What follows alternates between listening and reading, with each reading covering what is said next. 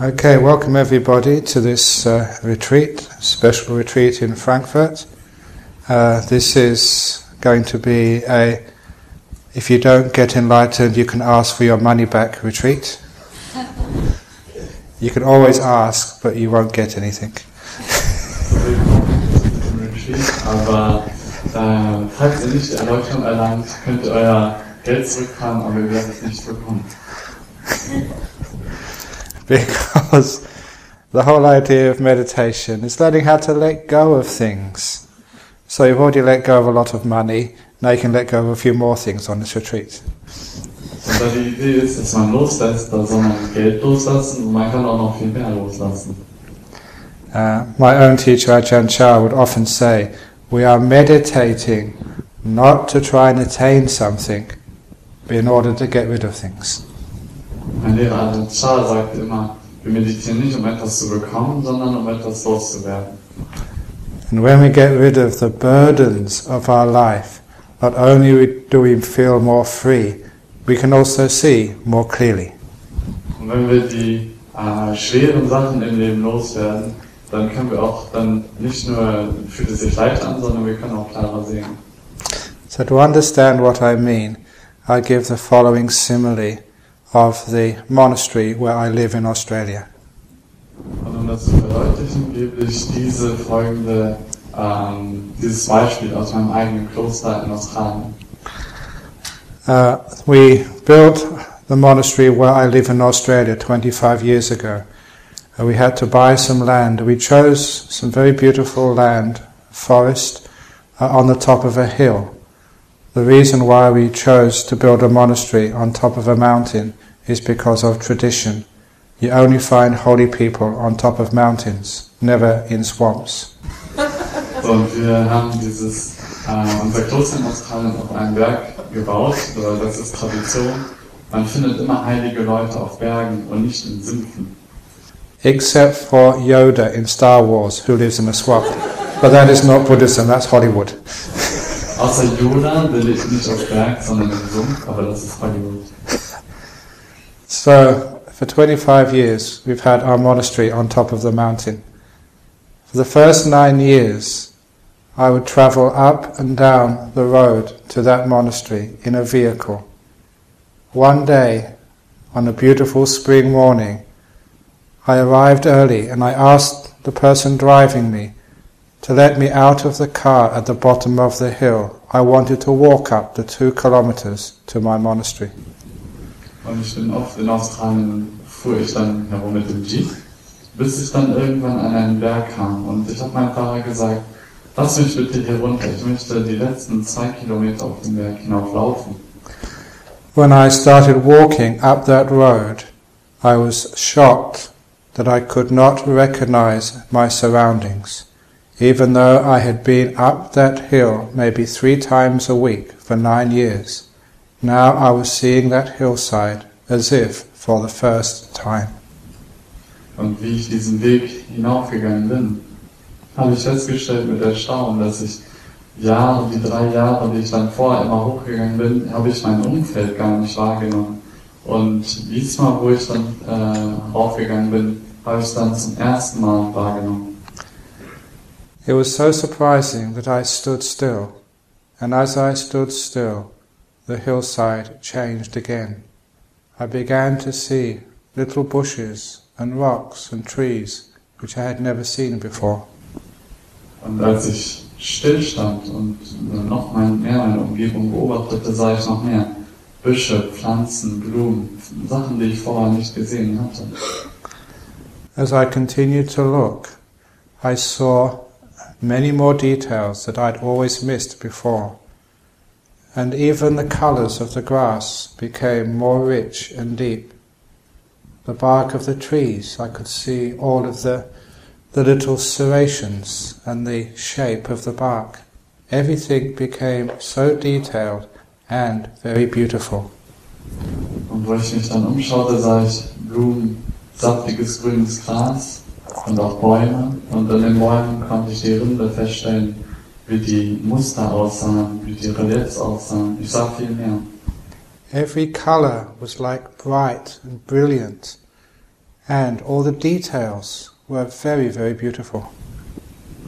Jede Farbe, jede Details waren sehr brillant, sehr fein und sehr schön. Und es war ein sehr schöner Anblick. And I wondered, why had I not seen that before? Und ich fragte mich, warum hatte ich das nicht vorher gesehen? I was trained as a scientist before I was a monk, so I realized that when you are watching through the window of a speeding car, the light which hits the back of your eye does not have time to form a proper image on your retina. Und bevor ich Mensch war, Wissenschaftler. Und da habe ich gelernt, dass wenn man in einem schnell fahrenden Auto sitzt und das Licht rauscht nur an einem vorbei, die Bilder rauschen nur an einem vorbei, dann ist nicht Zeit genug, damit der Abdruck sich dann an der Linse am Auge dann absetzen kann und die Information zu einem kommen kann. So when you look through the window of a speeding car, one image forms, and before you can fully see it, before it is rich in its color and detail, you have to look at another image, and then another image, and then another image. The images come too fast for you to experience them fully. Wenn man aus einem Autofenster schaut, wo schnell vorbeifährt die Landschaft, dann wechselt die Landschaft zu schnell, dass sich ein Bild auf das Auge absetzen kann und man das im Detail wahrnehmen kann. But when you slow down, you see more. When you're absolutely still, only then does the light which hits the back of your eye have all the time it needs to form a proper picture, truly representing what's out there. You see all of the details, and the colours are rich and full, and everything becomes very, very beautiful. Nur wenn man genug Zeit hat und das Bild sich setzen kann, wenn das Licht genug Zeit hat, ins Auge zu kommen, nur dann hat es genug Zeit, damit man es voll aufnehmen kann, die Farben voll aufnehmen kann und die Details voll aufnehmen kann. I realized that that is a very good simile for the way we live our modern lives. We are living our life as if looking through the window of a speeding car, which is our life. We go so fast that what we see and feel and experience is only a fraction of what's out there. Und das ist wie ein Bild für wie wir heutzutage unser Leben leben. Alles, was wir sehen, fühlen, erfahren, das geht so schnell, dass wir noch nicht einmal Zeit haben, das voll aufzunehmen. The details are not fully formed. The colours are washed out, and we don't have time to explore our experience before we have to move on to something new. Und die Details sind verformt, die Farben sind verwaschen. Und unsere Erfahrung ist so schnell vorbei, dass wir noch nicht einmal Zeit haben, zu verstehen, was dort passiert. Meditation is like getting out of the speeding car and slowing down. Meditation ist wie aus diesem schnellen Auto auszusteigen und langsamer anzugehen. The slower you go, the more deeply you feel, the more you see, and what you experience becomes richer and more beautiful. It's called meditation happiness. Und je langsamer man da geht, desto mehr wird man wahrnehmen, desto mehr wird man sehen, desto mehr wird man aufnehmen. Und das nennt man dann in der Meditation die Meditationsfreude. So our job in meditation is to slow down and allow our mind to become so slow it stops altogether. And only when you are still can you see things deeply as they truly are and experience the bliss of meditation. Und daher ist das Ziel in der Meditation, unseren Geist zur Ruhe zu kommen zu lassen, dass er stillsteht, sodass wir alles aufnehmen können. Und das nennt man dann wie die Entzückung der Meditation. So in this meditation retreat, we're looking at developing as much stillness as we possibly can.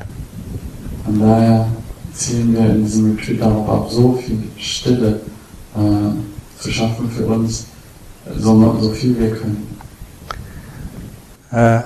Yesterday, to the monks, the Sangha, who were here, I gave the following demonstration.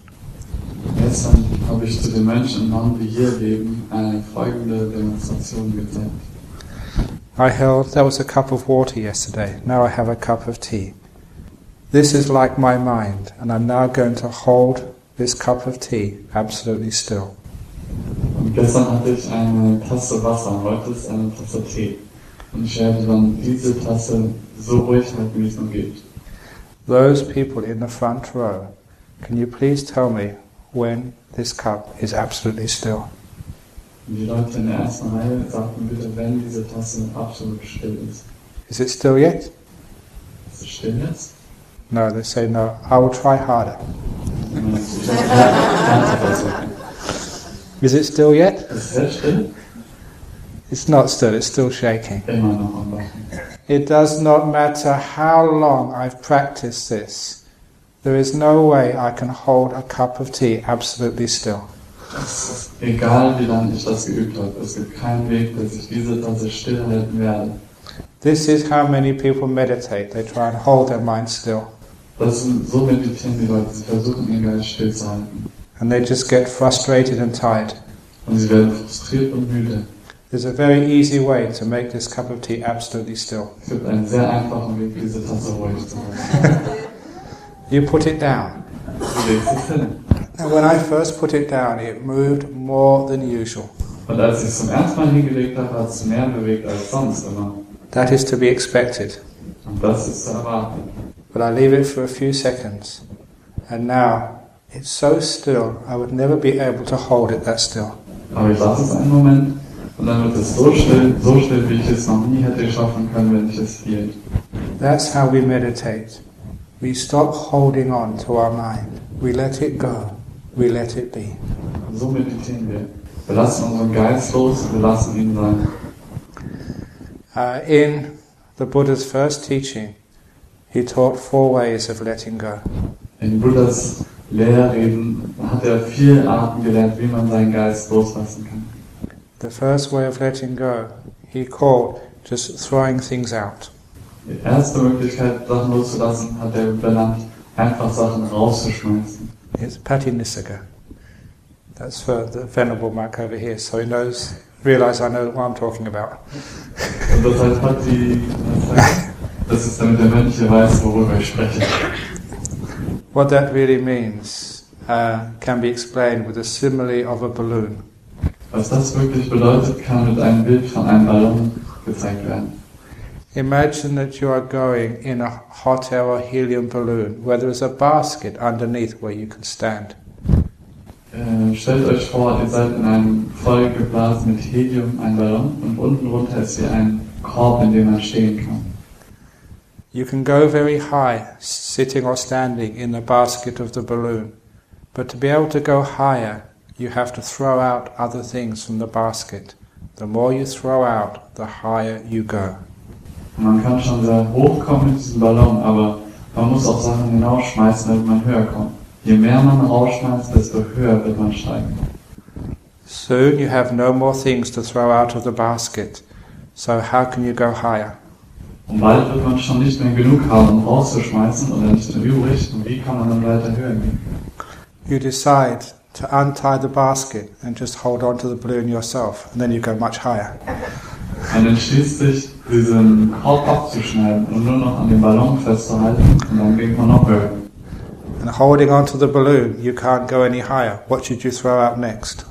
Und wenn man dann nur noch den Ballon hält und es geht nicht mehr höher, was lässt man dann los, damit man noch höher kann? Then you realize you have to throw you out. So you throw you off, and then the balloon goes all the way to Nibbana. Dann muss man sich selber loslassen und dann kann der Ballon ganz hoch bis nach Nirvana gehen. So the meaning of this simile is as you meditate, you have to throw many things away. Throw all of your past and all of your future away. Das bedeutet, wenn man meditiert, muss man einiges wegschmeißen. Seine ganze Vergangenheit sowie auch seine ganze Zukunft. Throw all of your thinking away. Schmeiß all dein Denken weg.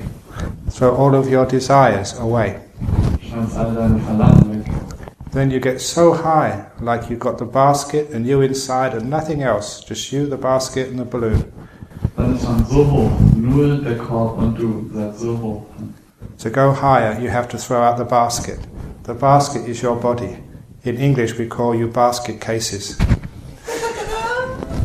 So geht man dann immer höher, bis man auch den Kopf abschneidet und nur man selber hängt dann am Baum geht hoch und das nennt man im Englischen. Okay. So you're just holding on, just you and the balloon. So in order to go higher to Nibbana, you have to disappear. Und dann ins Nirvana zu kommen, muss man selber verschwinden. That's where you have to let go of the self. Deswegen muss man das selbst loslassen. And then balloon goes to Nibbana and you're happy ever after. Und dann geht der Ballon zum Nirvana und dann ist man froh wie noch nie. That's called letting go by throwing things away. Das nennt man loslassen, indem man Sachen rauswirft. While you're meditating, if you cannot go any deeper, it means there's something you haven't thrown away yet. Look to see what you can throw out. Wenn man in der Meditation nicht weiterkommt, dann heißt das, man hat noch etwas, was man rausschmeißen muss. Schau nach, was du noch rausschmeißen musst. One of the great teachers of Buddhism, Buddhaghosa, once said, "The path is easy." Sorry, the path is, but no person on it is found. So, Buddhaghosa sagte, der Weg ist einfach, aber oft ist es so, dass Menschen auf diesem Weg nicht gesehen werden. So the more that you are meditating, that you are doing this, that you are making it happen, the more that you are there, the narrower the path to enlightenment becomes. Das bedeutet, je mehr man sich bemüht, auf diesen Weg zu gehen, desto schmaler wird auch der Weg zur Nirvana. So when you disappear, the path is like 8-lane highway, 8-lane Autobahn. Das bedeutet, wenn man selber verschwindet, ist es dann wie eine 8-Spur-Autobahn. So that's the first way of letting go, which is throwing things away. The next way of letting go is called chaga, which means giving. Whenever we give, we should not expect anything back in return. If you give expecting, say, a certificate or tax receipt or name on the temple wall, that's not called giving, that's called business advertising. Also die nächste Art, wie man etwas rausschmeißen kann, ist Dana, das ist Geben. Und wenn man gibt, dann soll man nicht erwarten, dass man etwas zurückbekommt. Wenn man denkt, dass man zum Beispiel eine Rechnung oder etwas entgegennimmt dafür oder an einem Tempel einen Namen dann anschlagen lässt, das ist nicht Geben, das nennt man dann Business-Werbung. So real giving is expecting nothing back in return. Das bedeutet, echtes Geben bedeutet, nichts im Gegenzug zu erwarten. So when we're meditating, we should give our mind to this moment, expecting nothing back in return. Das bedeutet, wenn man gibt, soll man seinen Geist voll auf diesen Moment einrichten und nichts im Gegenzug erwarten. If you expect to get enlightenment or to get jhana or to see Buddhas come into your mind and tell you the future, that's not giving. Also wenn man gibt und man denkt, man erwartet Jhana oder man erwartet Erleuchtung zu erreichen oder Buddhas, die in deinem Geist auftauchen, das ist nicht das Geben.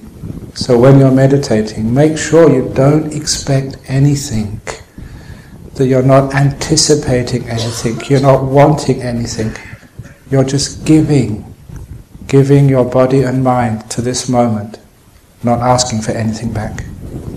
Das bedeutet, wenn ihr meditiert, fragt nicht nach etwas, sondern gebt euren Geist und euren Körper zu diesem Moment, so dass ihr nicht im Gegenzug erwartet nicht, dass etwas passiert. The third way of letting go is called freedom. Die dritte Art, loszulassen, nennt man Freiheit. To understand the difference between freedom and its opposite, being in prison. This story I also told yesterday when one of my monks was teaching in a prison in Australia. Und dann auch zu verstehen, was es bedeutet, frei zu sein oder was es bedeutet, gefangen zu sein. Diese Geschichte habe ich auch gestern erzählt, die Menschen. Und das geht, glaube ich, zurück auf eine Geschichte von einem meiner Schüler, der Gefängnisbesuche machte. This monk had been teaching meditation in prison for several weeks when the prisoners asked him to stay behind for a cup of tea and a chat. Und diese Gelegenheit ergab sich, als er, der mehrere Wochen schon Gefängnisbesuche gemacht hatte, ins Gefängnis ging, bis ihn ein Gefangener fragte, doch da zu bleiben für eine Tasse Tee. So the prisoners started asking this monk, what is it like being a monk in Australia? What do you do? Und so fragte dann der Gefangene meinen Schüler so, wie ist das denn, Mönch zu sein in Australien? Was machst du so? So he began by saying, we get up 4 o'clock in the morning. 4 o'clock in the morning, the prisoners said. Even in jail you don't have to get up till 6. Und er fragt, wann stehst du denn auf? Und er sagt, ich stehe um 4 auf. Und der Gefangene sagt, 4 Uhr, im Gefängnis stellt man erst um 6 auf. But he did add that getting up at 4 o'clock is voluntary, it's optional. You can always get up earlier if you want to. Aber er fügt hinzu, 4 Uhr ist uns optional. Man kann auch früher aufstehen, wenn man möchte. And then they asked him, can you watch the late night movie on the TV? He said, we don't have TV in monastery. Dann fragt er, kannst du denn die späten Filme denn sehen? Und er sagt, wir haben kein Fernsehen im Kloster. We have to meditate till about 6:30 or 7. Wir müssen meditieren bis 6:30 Uhr oder 7. So they said, then you can have some breakfast. They say, most monks don't have breakfast. Er sagt, du kannst aber Frühstück haben. Er sagt, nee, die meisten Menschen haben kein Frühstück. And then after, maybe from about 7:30 till 10:30, we have to work, labouring. We work very hard in our monastery. Und dann von 7:30 Uhr bis 10 Uhr müssen wir dann harte Arbeit verrichten, körperliche Arbeit. The prisoners in Australia said they would never make us work that hard. Der Gefangene sagte, hier im Gefängnis würden uns sie nie so hart arbeiten lassen. But then they said, what do you have for lunch? In our monastery we ate everything out of one bowl. Sometimes the ice cream goes on top of the curry. Sometimes the custard goes on spaghetti. Everything is put in one bowl. Ja, bei uns im Kloster tut man alles in eine Schale rein. Manchmal ist dann die Eiscreme auf den Spaghetti oder dieser Pudding ist dann vermischt mit etwas noch anderem. The prisoner said, that must be disgusting. And the monk said, yes, it is. Er sagte, das muss ja ekelhaft sein. Dann sagte ja, das ist so. Because even in solitary confinement, they give you a tray with compartments. Es gibt man den schön geordnete Essen getrennt. So then after lunch, what can you do? Can you play some soccer or some tennis? No, monks don't play soccer or tennis. Und was sagt er, was kann man denn danach noch machen? Vielleicht Fußball oder Tennis spielen? Sie können das machen. Although one day I did think of starting a Buddhist soccer team. Eines Tages hatte ich übrigens gedacht, vielleicht ein buddhistisches Fußballteam zu machen. Because I know in Germany people love soccer. Weil ich weiß, Deutsche mögen gerne Fußball. But if we did start a Buddhist soccer team, it would be run on Buddhist principles. Aber wenn es dann ein Fußballteam wäre, wäre es nach buddhistischen Regeln. First of all, compassion. If the other team wanted the ball, you give it to them. Und das heißt, wenn die andere Team den Ball will, dann gibt man ihnen den Ball. And if they couldn't score the goal themselves, you'll score it for them. Wenn sie nicht das Tor machen können, dann macht es dann für sie. If they came to tackle you, you'd let go. Wenn sie nicht richtig tackeln und sagen, ja komm, lass los. That's why we don't have Buddhist soccer team. Deswegen haben wir kein buddhistisches Soccer-Team. So we can't play soccer in the afternoon. What do you do in the afternoon? Said the prisoners. We meditate. Also wir können ja nicht Fußball spielen am Nachmittag. Was machst du denn? Wir meditieren. I said, that's terrible. I suppose you just wait for your dinner. Dinner, he said. We don't have dinner in the evening in the monastery. Und sagt er, das muss ja schlimm sein. Wahrscheinlich wartest du bis zum Abendessen. Abendessen? Wir haben kein Abendessen im Kloster. I said, what do you do in the evening? Can you sort of play cards? Play poker or gamble or... Dann fragt er, was macht ihr denn im Kloster? Spielt ihr Karten, Poker? Any sex? No. Gibt es Sex? Nein. So what time do you go to bed? Bed, he said. We sleep on the floor.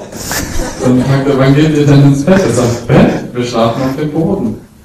So they said, that's terrible in your monastery. Even in prison they give you a little cot to sleep on. Das ist schlimm, das muss ja schlimm sein im Kloster. Selbst im Gefängnis geben sie dir eine Matratze.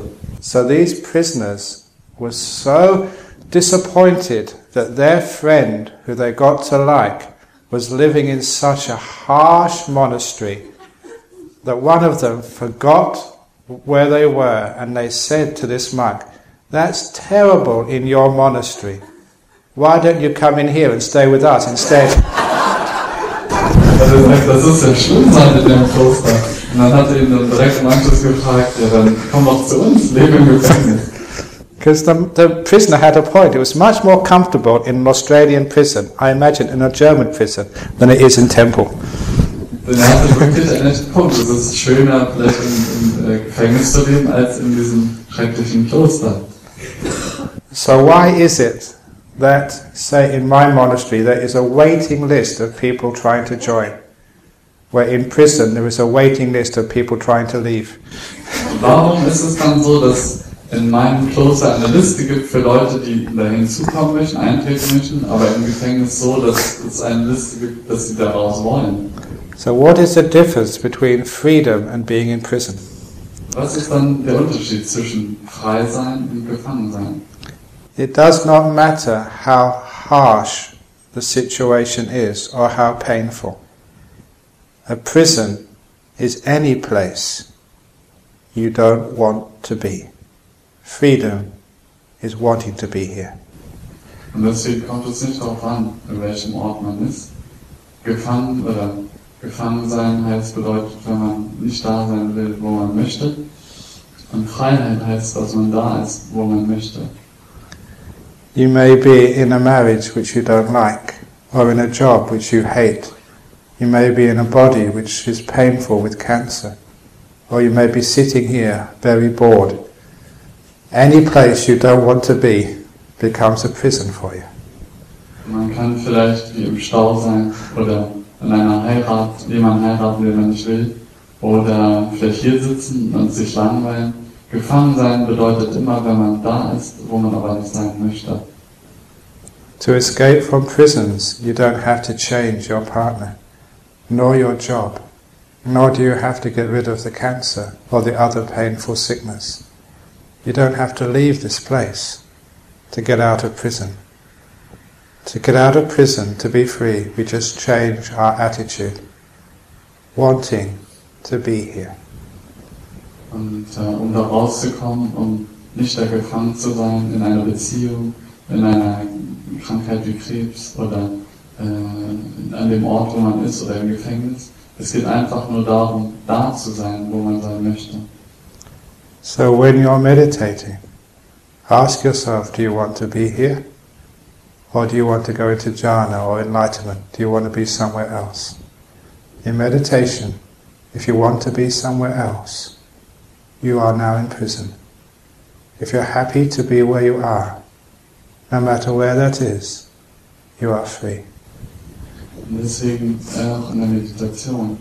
Man soll sich beobachten, möchte man in die Jhanas, möchte man Erleuchtung erreichen, dann ist man gefangen.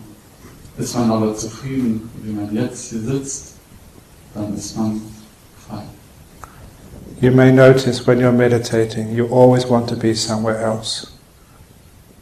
You don't want to be here.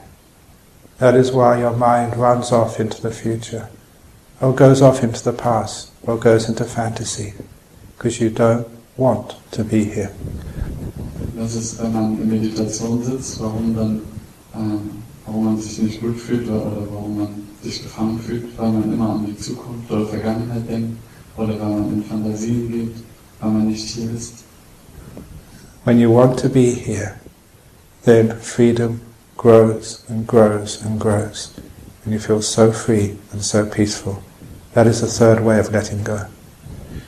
Wenn man da ist, wo man sein möchte, dann ist man frei und dann kommt auch das Glück von allein und man ist froh da zu sein, wie man ist. And the fourth way of letting go is called analaya, which means not keeping anything. Die vierte Art zum Loslassen ist Anlehnung Analia, nicht etwas behalten, was man möchte. Again, yesterday to the counselors and the people who work here, I said if you're going to be a counselor, you have to be like a rubbish bin, a trash can. Gestern habe ich auch so den Menschen hier gesagt, wenn man ein Berater sein möchte, dann muss man wie eine Mülltonne sein. So you have to listen to people, to be with them, and allow them to put all their rubbish into you. Und dann muss man, wenn sie dir etwas erzählen, muss man es dann erlauben, dass sie all den Müll, dann, den sie haben, in deinen Mülltonne reinstecken. But the most important thing of being a counselor or a good friend is to be a rubbish bin, a trash can, with a hole in the bottom. Aber um ein guter Freund zu sein oder ein guter Berater muss man wie eine Mülltonne sein, aber da muss auch ein Loch unten sein. So whatever you accept goes right through you the other way, just like your mouth and the hole in your bottom. It just goes right through. You don't keep anything. Dass alles durchlaufen kann, wie der Mund und dann unser Loch im Hintern, dass alles direkt durchfließen kann. That's like whatever happens to you in your meditation. Don't keep anything. Allow things to come and to go. Und so, das passiert auch in der Meditation. Versuche es zu erlauben, dass Sachen kommen, dann wieder gehen. So don't keep experiences, good or bad experiences. You receive them like a trash can and they go right through you and nothing sticks. Deswegen alles, was mit Erfahrung zu tun hat, soll man da nicht dran anhaften. Es kommt einfach, man lässt es durchfließen. That's the fourth way of letting go, having a non-stick mind. Das ist die vierte Möglichkeit zum Loslassen, dass man einen Geist hat, der nicht klebt. So those are 4 ways of letting go. I'll just repeat them again. Dies sind 4 Wege, wie man loslässt. Ich werde sie jetzt wiederholen. Throwing things away, like in the balloon. Sachen rauswerfen, wie in einem Ballon. The next one, giving, expecting nothing back in return. No expectation. Geben, ohne dass man erwartet, etwas zurück zu bekommen. Freedom, wanting to be here, no matter what's happening. Freiheit, hier zu sein, ohne irgendwelche Erwartungen. And having a non-stick mind, just like those frying pans with Teflon. Nothing sticks to it. Und einen nicht klebrigen Geist, so wie die Teflon-Pfanne, wo nichts anhängt. There's 4 ways of letting go. Dies sind die 4 Arten, wie man loslässt. If you practice like that, I will not need to give you any more instructions. Wenn ihr so praktiziert, dann braucht ihr euch keine Belehrung mehr zu geben. But because you can't do that, I have to work harder. Aber wenn ihr das nicht machen könnt, muss ich härter arbeiten. So, the next little teaching about meditation, how to become still. I will teach the 2 different ways of meditation. Und jetzt kommen wir dann zur Meditation. Wie kann man dann ruhig werden? Und ich werde die 2 Arten der Meditation bilden. There are 2 different ways of meditation, and it do not mean samatha vipassana. That aren't 2 different ways of meditation.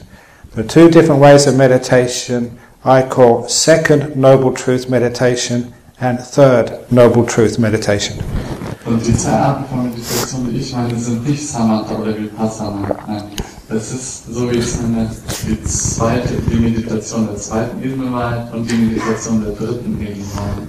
This is basic Buddhism. The Buddha taught 4 noble truths.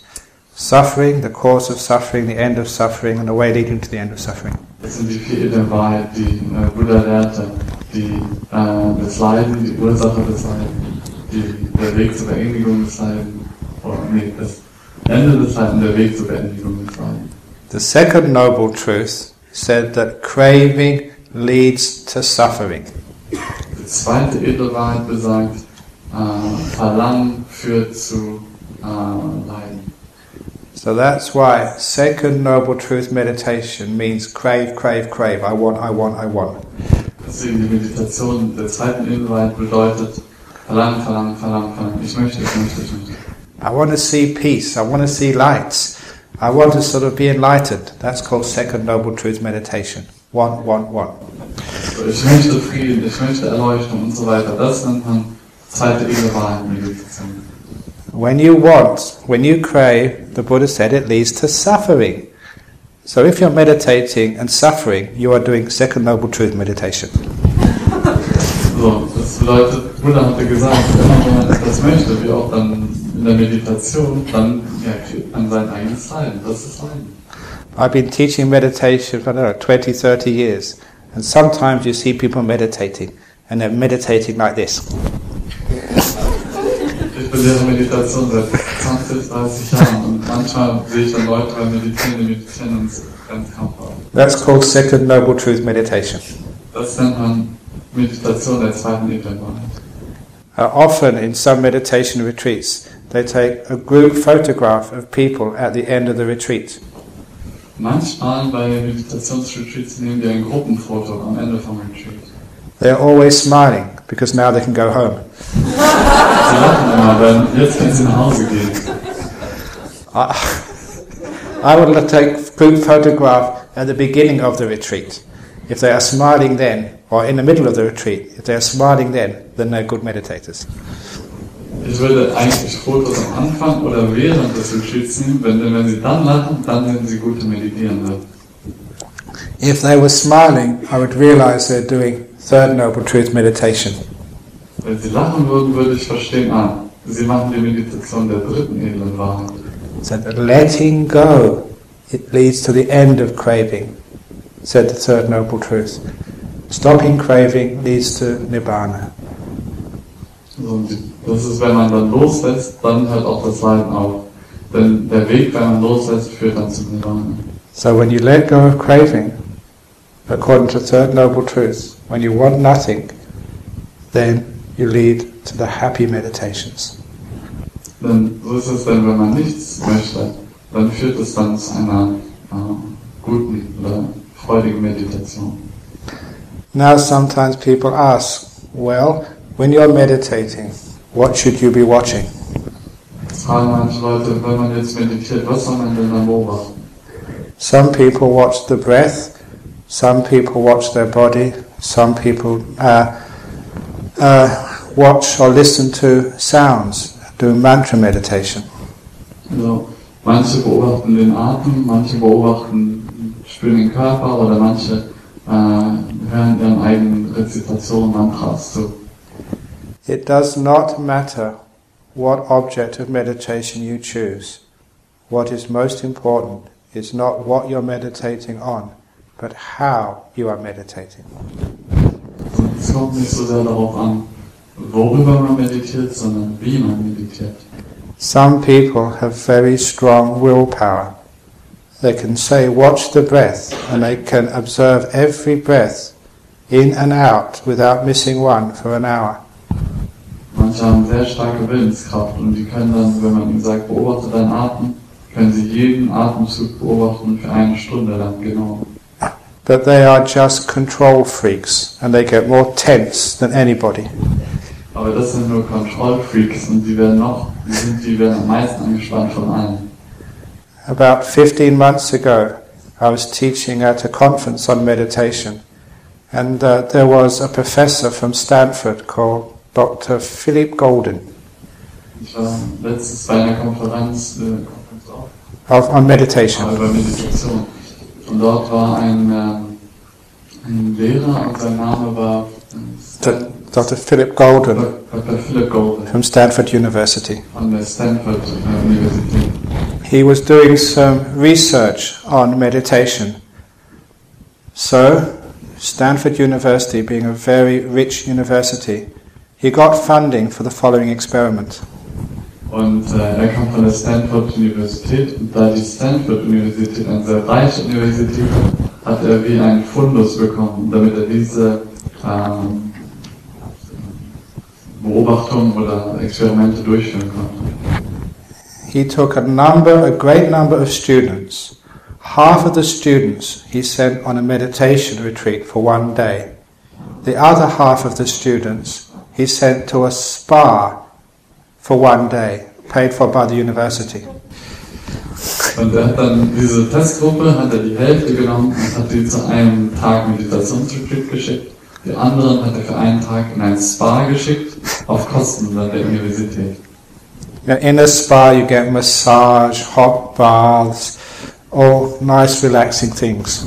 Und im Spa bekommt man nette Massagen, entspannende Bäder und so weiter. He wanted to find who were more relaxed at the end of the day, the meditators or the ones who went to the spa. Wir wollten herausfinden, wer ist entspannt am Ende des Tages, die Meditierenden oder die Spa-Menschen. The results were very clear. the people who went to the spa were far more relaxed. Die im Spa waren, waren viel entspannter. People don't know how to meditate. They should let go and relax. Die Leute wissen nicht, wie meditiert, sie sollten loslassen, entspannen.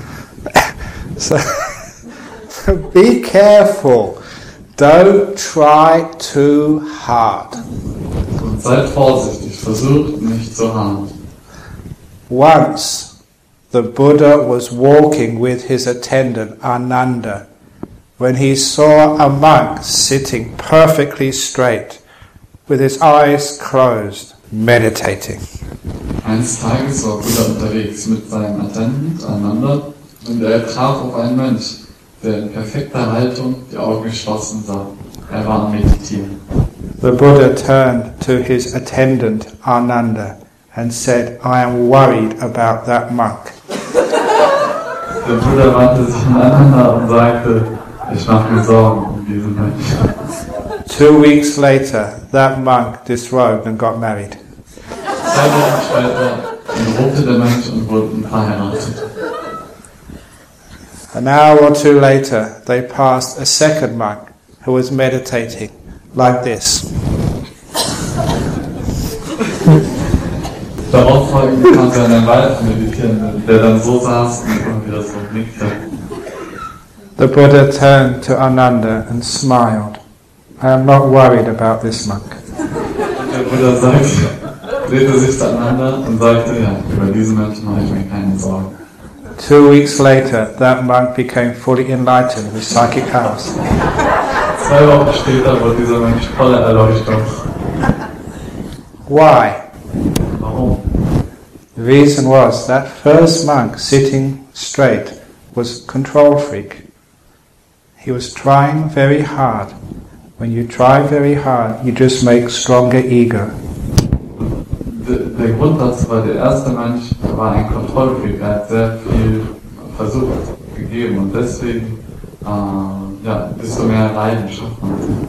The second monk was not trying to control his mind or his body. He was letting go. Soon his sleepiness would disappear and he'd become very peaceful. Der zweite Mensch hat nicht versucht, etwas zu erreichen und er hat einfach losgelassen und nach einigen Wochen hat seine Müdigkeit dann aufgehört. The trick of meditation is learning how to let go of controlling things. Der Trick bei der Meditation ist, wie man aufhört, nicht Sachen zu kontrollieren. Nearly all of you have been very successful in life because you've worked hard. If you want to be successful in meditation, you have to go in another direction. In eurem letzten Leben habt ihr ein Gutes erreicht, weil ihr viel gearbeitet habt. Aber wenn ihr in Meditation erfolgreich sein wollt, dann müsst ihr in eine andere Richtung gehen. Just before the Buddha became enlightened, he did a test to see if he had the accumulated good karma to become enlightened. Kurz bevor der Buddha sich darauf machte, die Erleuchtung zu erreichen, hat er einen Test gemacht für sich selber, um zu sehen, ob er genug gutes Karma gesammelt hat. He put his bowl in the river and said, if I am to become a Buddha enlightened, may my bowl float against the current. Er legte seine Schale in den Fluss und sagte, wenn ich ein Buddha werden sollte, dann möge diese Schale jetzt gegen den Strom aufwärts fließen. His bowl went upstream instead of downstream. That was the story which I read. I now understand. It was not just a story. He was telling you how to become enlightened. To go against the stream of craving. Und jetzt aus meiner Erfahrung kann ich sagen, das ist etwas, oder was er da meinte, wie diese Schale hochschwimmte, ist, wie man meditieren soll. Man soll gegen den Strom gehen, gegen den Strom von Verlangen. This is the most difficult thing to do. Das ist das Schwierigste, was zu erreichen ist. Some people say, I shall go against the stream of craving. I will not crave. I will let go. that is not going against the stream of craving, that's more craving. Manche sagen dann, okay, ich werde gegen den Strom gehen, ich werde gegen den Strom gehen. Aber das ist dann auch, das ist nicht gegen den Strom des Verlangens. What you need to do is just to stop interfering. Was man machen muss, ist einfach aufhören, dazwischen zu gehen. Stop holding on to things, put them down. Aufhören, an Sachen festzuhalten, Sachen hinstellen. Your mind is like a lake of water. Dein Geist ist wie ein See mit Wasser. If you put your finger in, you create waves. Wenn man seinen Finger reintut, erzeugt man Wellen. If you interfere with your mind, it won't become still. Wenn man seinen Geist dazwischen geht, dann wird es nicht zur Ruhe kommen. So your job is to sit there and watch and don't interfere. Deswegen ist die Aufgabe, deinen Geist zu beobachten und nicht einzugreifen. If you get sleepy, be happy to be sleepy. Wenn man müde wird, sei froh, müde zu sein. If you become restless, be content to be restless. Wenn du rastlos wirst, dann freu dich, sei glücklich damit, dass du rastlos bist. If you're sitting there and nothing is happening, be content that nothing is happening. Wenn man sitzt und nichts passiert, dann sei zufrieden damit, dass nichts passiert. That way, things begin to happen. Auf diese Art und Weise beginnen Sachen, Gestalt anzunehmen, zu passieren. One of the fundamental teachings of Buddhism is the law of karma. Eine der grundlegenden Lehren von Buddha ist die Lehre von Karma. There is something which I call meditation karma. Es gibt so etwas, das ich Meditationskarma nenne. There is good karma which you make right now, which leads to peace, which leads to joy, which leads to freedom. Es gibt gutes Karma, was man gerade ansammelt, das zu Frieden, Glück und führt. If anybody knows the Eightfold Path, the second factor of the Eightfold Path is called right intention. Wenn ihr die 8 edlen Wahrheiten kennt, dann ist die zweite edle Wahrheit rechte Absicht. The Buddha said, intention is karma. Karma is intention. Und der Buddha sagte, Absicht ist Karma und Karma ist Absicht. So the right intention, the good karma of the second factor of the Eightfold Path is intentions of letting go, intentions of kindness, intentions of gentleness. These are the 3 good meditation karmas. Letting go, being kind, being gentle. Und dann gibt es die Absichten, die dann dazu führen, dass man ruhig wird. Das sind dann Absichten loszulassen, Absichten freundlich zu sein, Absichten weich zu sein. Sometimes people say they can't meditate. I say, can you let go? Can you be kind? Can you be gentle? Dann haben die Leute, ich kann nicht meditieren und ich frage so, kannst du denn nett sein? Kannst du denn weich sein? Kannst du denn gemütfreudig sein? If you can let things be, if you can be kind, if you can be gentle, you can meditate. Wenn man Sachen loslassen kann und freundlich sein kann, weich sein kann, dann kann man auch meditieren. Now this doesn't matter what you're experiencing, whether you're watching a breath or you're watching sleepiness, whether you are watching your body or whether you are watching a light. It's not important. What's important is you're letting things be, you're being kind and you're being gentle. Und es ist dann nicht wichtig, ob man dann schläfrig wird oder rastlos ist oder ob man den Körper beobachtet oder so. Hauptsache ist, dass man freundlich ist, sanftmütig ist.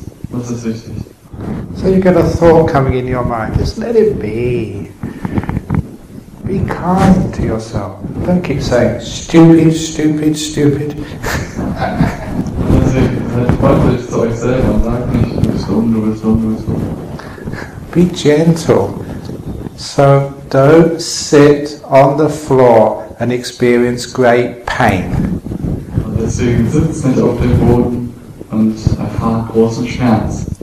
We have chairs. You know what chairs were made for? Sitting on. Wir haben Stühle, wisst ihr, wofür Stühle sind, um darauf zu sitzen. So if you get, during this retreat, sore legs or sore knees or sore back, sit on a chair. Deswegen, wenn ihr Schmerzen an den Knien in diesem Retreat habt, dann sitzt euch auf einen Stuhl. But some people have got big ego. They say, no, I am going to sit on the floor. Aber manche Leute haben ein großes Ego und sie sagen, nein, ich werde auf dem Boden sitzen. They think posture is important. They have to sit down full lotus with a straight back, even in Guantanamo Bay they would not allow that. Sie denken, sie müssen im vollen Lotus mit geraden Rücken sitzen, selbst in Guantanamo Bay würden sie das nicht erlauben. When it comes to your physical posture, it does not matter what you're doing with your legs. It doesn't matter whether your hands are here or hands are wherever your hands are. There's only one essential part of your physical posture which helps meditation.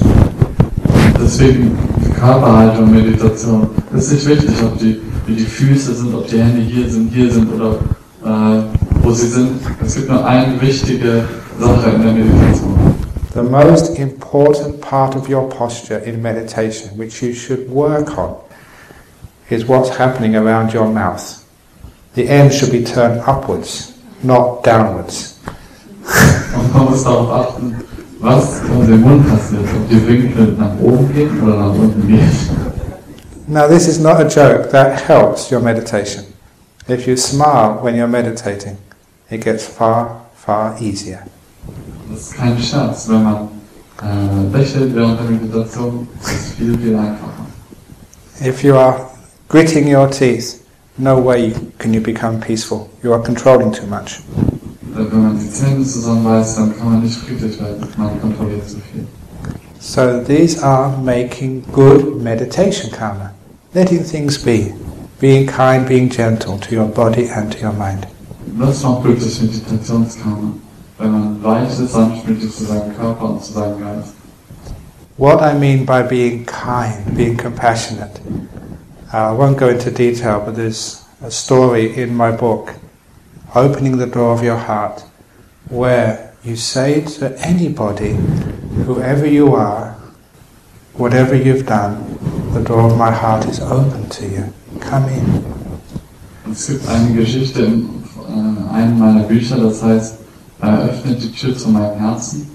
Und da geht es dann um Mitgefühl und Einfühlsamkeit.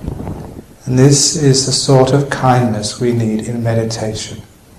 Whatever you are experiencing, sleepiness, restlessness, boredom, or beautiful meditation, does not matter what you're experiencing, to say to everything, the door of my heart is open to this moment.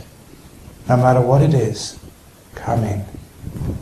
Und in dieser Geschichte heißt man jeden willkommen, der zu einem kommt und sagt, gut, dass du gekommen bist. Und so ist es in der Meditation, wenn man Langeweile oder Müdigkeit oder Rastlosigkeit trifft, dass man dann sagt, willkommen, sei mein Gast. When you embrace every moment with kindness, things become peaceful and still. You're letting go. You're not interfering. You're not controlling. Jeden Moment eine Situation mit Freundlichkeit begegnet, dann umarmt man diese Situation und dann lässt man auch dadurch los und es kreiert wie so eine Ruhe oder wie einen Frieden. Man lässt los.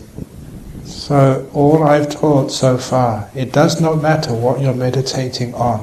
It's all how you're meditating, with kindness, with gentleness or with controlling.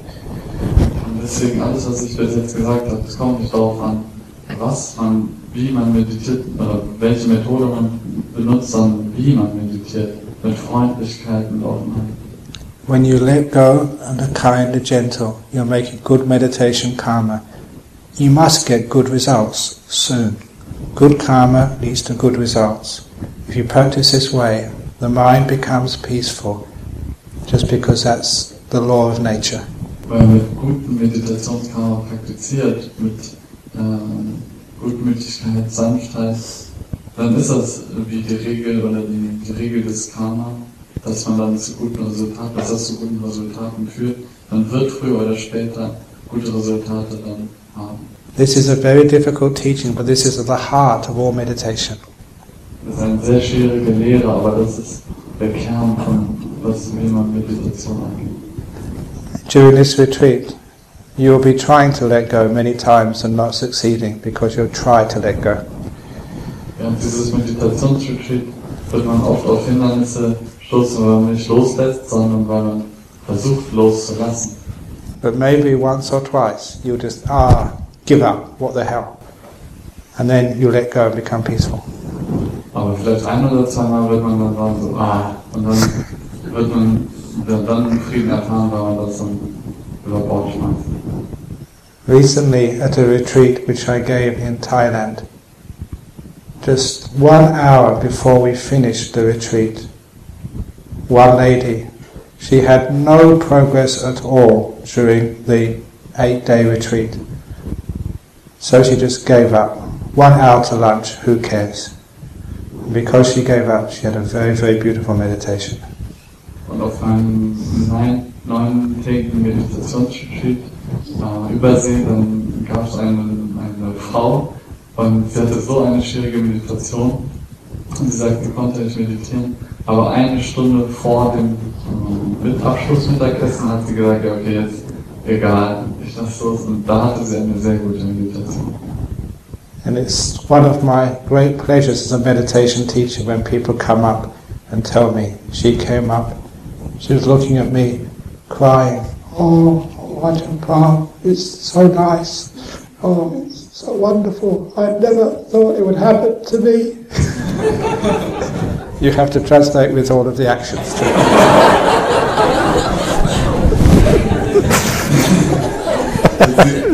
Die Frau kam dann zu mir und sagte, oh, Alter,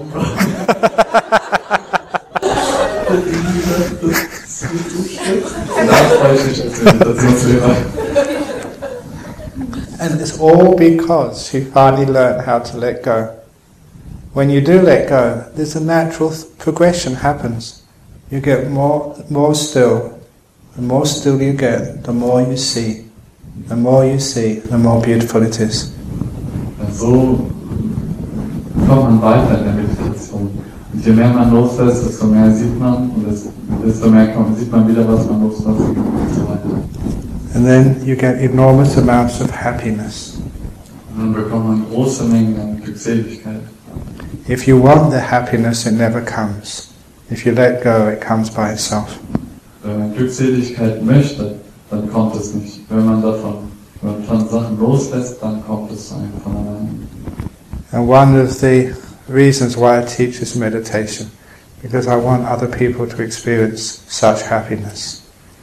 This is the happiness which is more intense, more long-lasting, and more delicious than sexual orgasm. Und das möchte ich den Leuten beibringen, oder das ist, warum ich heute Meditation auch beibringe.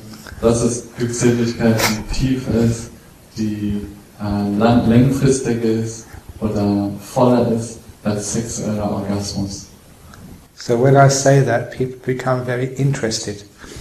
Wenn ich das sage, dann werden die Leute sehr interessiert. It is called my marketing slogan. Das ist immer mein Marketing-Slogan. And it's true. Das stimmt.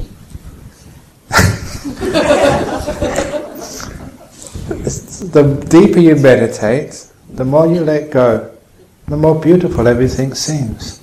This is nature. Je tiefer man meditiert, desto schöner wird die Meditation, desto mehr erfährt man.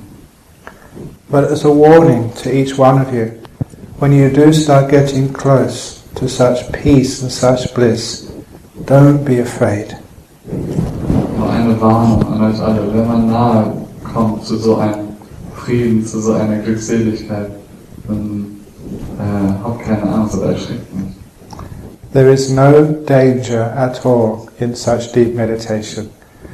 The danger comes from not meditating. Es gibt keinerlei Gefahren in dieser Meditation. The danger comes from not meditating. Die Gefahr kommt vom Nicht-Meditieren. And we're not just meditating for bliss and for pleasure. Also, you see things very deeply. The happiness and the bliss always come together. Und nicht nur, dass wir für diese Entzückung oder Glückseligkeit oder so meditieren, sondern auch, weil man Sachen einfach viel tiefer oder viel besser sehen kann. Die Entzückung und so, das kommt aber auch dabei. How much more time have I got? 2 minutes. Okay. To give you another simile, sometimes people talk about samatha vipassana meditation. My teacher Ajahn Chah would always say they go together. Manche unterscheiden immer zwischen Samatha und Vipassana Meditation. Mein Lehrer Ajahn Chah sagte immer, die kommen immer zu zweit. To give you a simile, there was a married couple, Sam, Atta, and Vipassana. They were the names. Sam and Vi. Sam, Atta, and Vipassana.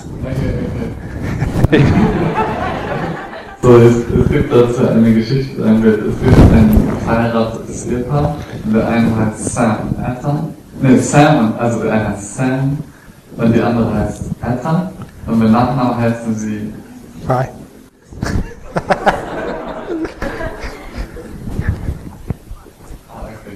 Also so der erste heißt Sam Atta und die Frau heißt dann Vipassana. V, okay. And they also had a dog. And the dog was called Metta, which is like compassion. Und sie hatten auch einen Hund und der hieß Metta, das ist sowas wie Mitgefühl. So one day, Sam and Vi decided to go on a walk up to the top of the mountain. Und eines Tages haben sich Sam und Atta entschieden, hoch auf einen Berg zu gehen, spazieren. Sam wanted to go to the top of the mountain because it was so peaceful and calm on top of the mountain. Sam wollte auf den Berg gehen, weil es so ruhig und friedvoll war auf dem Berg. His wife, Vi, wanted to go to the top of the mountain to see the beautiful view. Seine Frau Vi, die wollte hoch auf den Berg, weil die Aussicht so schön war. So they both went together and they took their dog, Metta, with them. Und die beiden gingen zusammen und nahmen ihren Hund Metta mit. Sometimes as they climbed the mountain, sometimes Sam would go ahead, sometimes Vi would go ahead. Als sie dann den Berg hochkletterten, manchmal ging Sam vorne weg und manchmal ging Vi vorne weg. But they would go together. Aber sie gingen zusammen. And sometimes Metta would be ahead, the little dog would run ahead, sometimes would go sniffing something and stay behind. Aber manchmal ging der Hund auch mit vorne mit Sam voraus, oder manchmal war der Hund etwas zurück und hat noch etwas geschnüffelt. But the higher they got up the mountain, the more peaceful it became. Je höher sie kamen auf den Berg, desto ruhiger wurde es. The higher they got up the mountain, the further everybody could see. Und je höher sie auf den Berg gingen, desto weiter war die Aussicht. The higher they got up the mountain, the more the little dog Metta wagged its tail. Je höher sie kamen, desto mehr hat der kleine Hund Metta seinen Schwanz gewackelt. When they got to the top of the mountain, Sam experienced a beautiful peace. It was so peaceful. Auf dem Gipfel des Berges angekommen war so eine Ruhe. Sam hatte die absolute Stille. But Sam had eyes. He could also see the magnificent view where you could see everything forever. Aber Sam hatte auch Augen und deswegen konnte er in die Weite sehen und so unendlich weit sehen. Vi could experience a view, but she also had emotions. She could experience a deep peace on top of the mountain. Und Vi konnte auch weit sehen, aber sie hatte auch Gefühle, deswegen konnte sie auch diese Ruhe in sich spüren. Because at the top of the mountain, the peace and the view come together. Weil auf dem Gipfel des Berges kommt die Sicht und aber auch der Frieden gleichzeitig. Just in meditation, the calm and the insight always come together. Deswegen in Meditation die Einsicht, aber auch die Stille kommt zugleich. Or like walking up the hillside to my monastery, I had to be still to see everything. Als ich den Weg hochgegangen bin zu meinem Kloster, ich musste ruhig sein, damit ich alles wahrnehmen konnte. But I forgot about little dog, Metta. When he got to the top of the mountain, he was wagging his tail so much it almost fell off. Und ich habe auch noch den kleinen Hund Metta vergessen, als er seinen Schwanz, als er auf den Gipfel kam, hat sein Schwanz so sehr gewackelt, dass er beinahe abgefallen ist. Because at the top of the mountain, there is not just the beautiful view, there is not just the stillness, there is the bliss of the highest and deepest compassion. Weil auf dem Gipfel des Berges ist nicht nur die Ruhe und die große Sicht, sondern auch die höchste, das höchste Mitgefühl auch. The three will always go together. Diese drei kommen immer zugleich. Sam, Vi and their dog never go anywhere without each other. Sam, Vi und der Hund, die gehen nicht irgendwo hin, ohne miteinander zusammen zu sein. Peace, wisdom, compassion are inseparable. Frieden, Weisheit und Mitgefühl sind unzertrennbar. So if you ask, are you doing samatha? Are you doing vipassana? Are you doing compassion? They all go together. Und deswegen, wenn man sagt, praktizierst du Samatha oder Vipassana oder so, alle gehören zusammen. So when I went up that hill, when I became still, I saw things and it was just so beautiful. You love the whole world. Und deswegen, als ich auf diesen Berg kam, waren die Sachen so schön. So that's how meditation works. So when you understand how it works, now the next thing to do is to remember to let go, be kind, be gentle, no expectations, happy to be here. And then little by little you climb the mountain and you'll understand what meditation is all about. Deswegen ist es wichtig jetzt dann, nachdem ich das erklärt habe, dass man sich dann daran erinnert. Seid freundlich zu euch selber, habt keine Erwartung, seid froh, in diesem Ort zu sein und dann langsam, Schritt für Schritt, wird man sich dann in dem Ort wohlfühlen und die Meditation wird angehen. So during the next few hours until I give another talk, it does not matter if you're watching the breath or whatever you're watching, today remember how you are doing this is most important. If you're sleepy, it doesn't matter you're sleepy, don't try and not be sleepy. If you're restless, be kind to your restlessness. And if you're dull, just be happy to be dull. Allow it to be. Open your mind, open the door of your heart to your dullness. Have the right attitude, and then you'll go higher and higher up the meditation mountain.